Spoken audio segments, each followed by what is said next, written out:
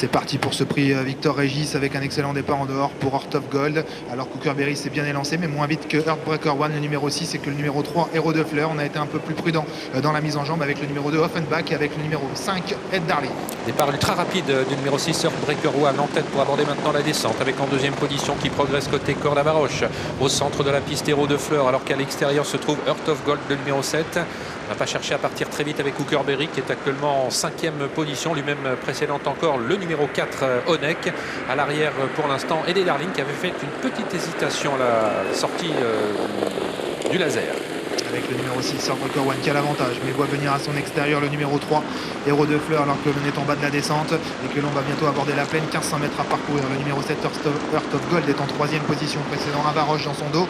Et puis Cookerberry qui a la bonne course, dans le sillage de Héros de Fleur, en 4e ou 5e position, n'étant caché. Le numéro 4, Honeck, venant ensuite à l'arrière, toujours Offenbach, et côté corde le 5, Ed Darling. On continue d'aller vite sur le pied de 13 actuellement, avec le numéro 6, Heartbreaker One, qui a parfaitement contré l'attaque d'Héros de Fleur, qui doit se résoudre à rester à l'extérieur de son rival. Heart of Gold toujours en 3e position, précédant encore le grand favori de l'épreuve, Cookerberry, qui est 4e. Côté corde en bonne place ensuite à Baroche, devant Offenbach qui lui est dans le dos d'Honeck, et on ferme la marche avec Ed Darling à un peu plus d'1 kilomètre de l'arrivée.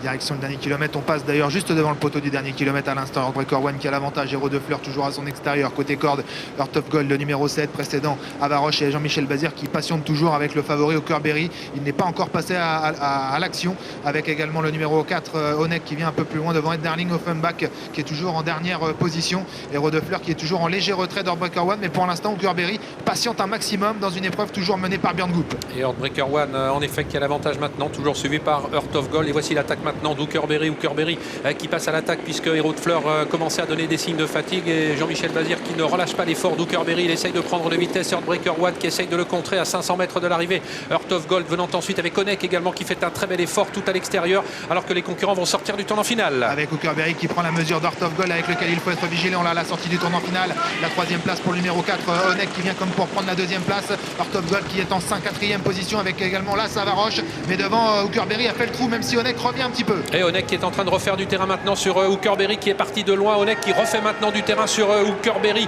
Cookerberry qui a toujours l'avantage, mais Honeck termine de plus en plus fort maintenant avec Johan Le Bourgeois, et va sans doute prendre l'avantage par rapport à Cookerberry. Honeck sur le poteau qui parvient à prendre le meilleur devant le numéro 8, Cookerberry, à distance d'Heartbreaker One et Ed Darling revenu de l'arrière.